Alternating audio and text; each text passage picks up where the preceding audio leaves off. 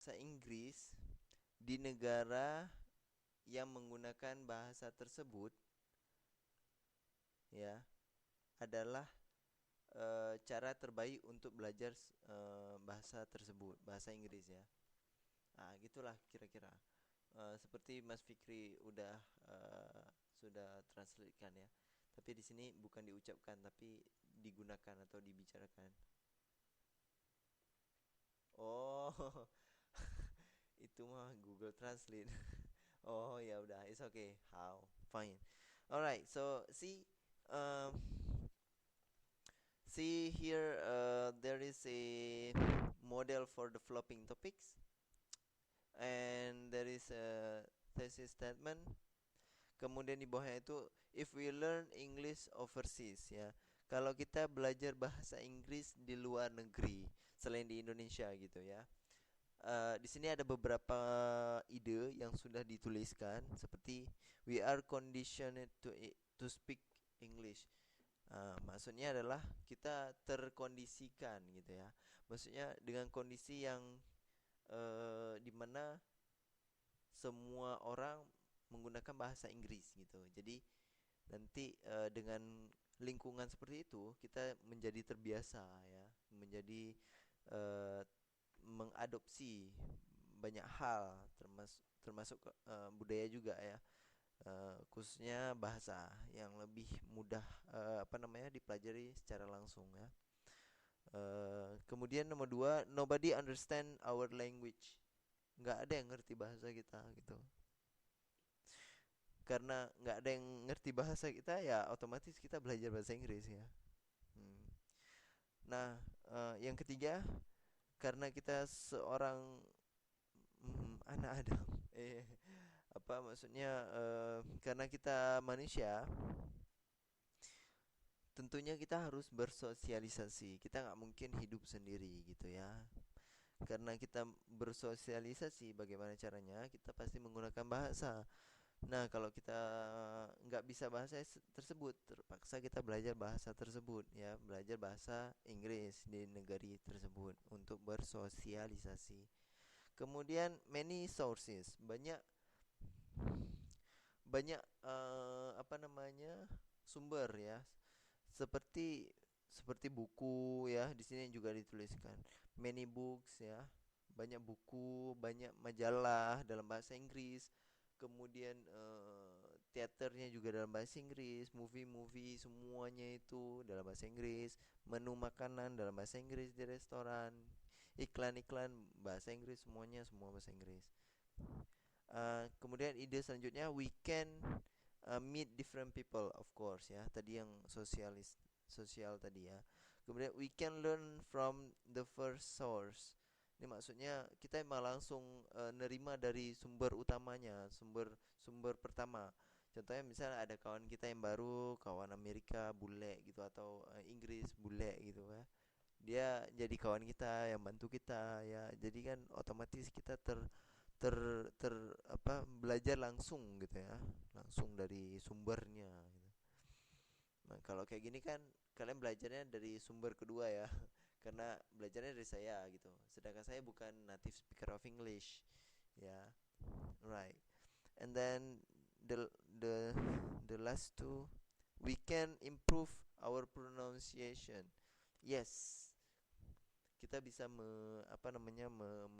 meningkatkan kemampuan mengucapkan, melafalkan bahasa Inggris dengan benar ya.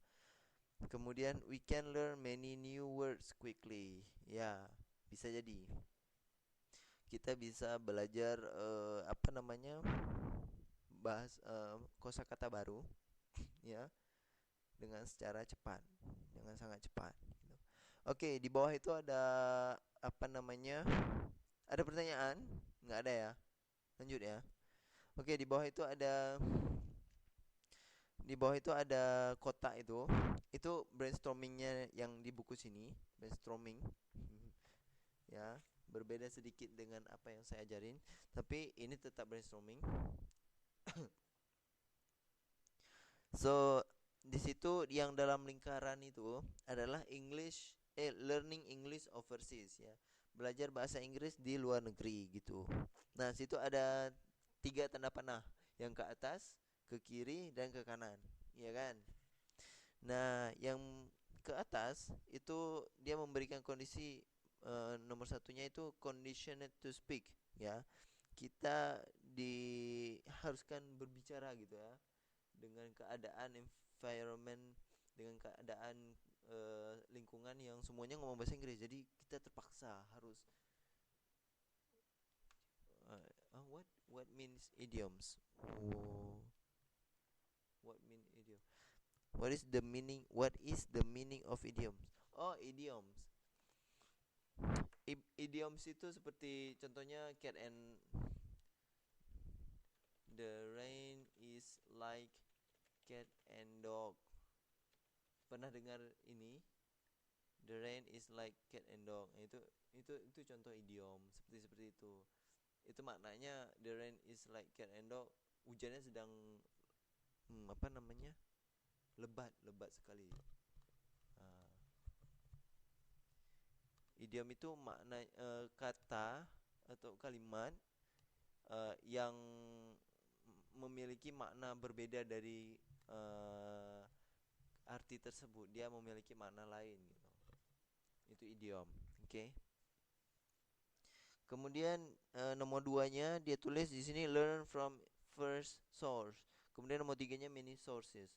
Jadi dari nomor 1, 2, 3 dia jabarin lagi, ya. Seperti nomor 1 itu because no one understand our language, so we should learn English then. And then because we must socialize, ya kan? Right? And then yang nomor 2-nya learn from the first source. Apa-apa saja yang bisa kita pelajari dari sumber utama, seperti uh, language function, pronunciations, idiom ya, proverb ya, mungkin grammar juga ya kan. Ya, kemudian juga gesture seperti body movement, tangan, gerak tangan ya, habis itu lirik mata, ya. So itu juga penting untuk dipelajari dari sumber pertama. Biasanya pasti gitu ya. Kita lebih cepat belajar dari orang ketimbang kita belajar di buku gitu. Oke. Kemudian nomor 3, many sources. Maksudnya many sources di sini dia tulis seperti books ya, magazines, newspaper, then different people, movie ya, macam-macam. Oke, so itu dia tadi brainstorming untuk sebuah paragraf yang di halaman selanjutnya. Itu coba kalian baca dulu.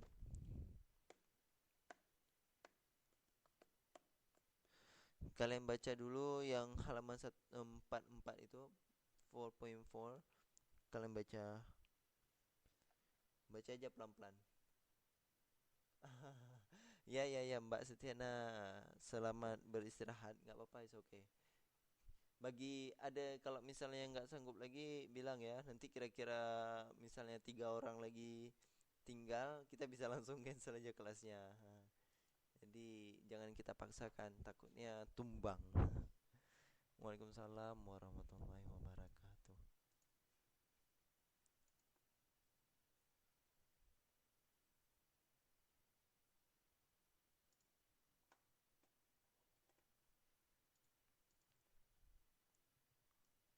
Learning English overseas. Yes.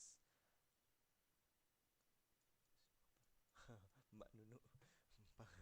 Oke, halaman 44, bukan halaman 45. Halaman 44. Betul, 45 selanjutnya. Learning English overseas. Ya, please read. Mohon dibaca.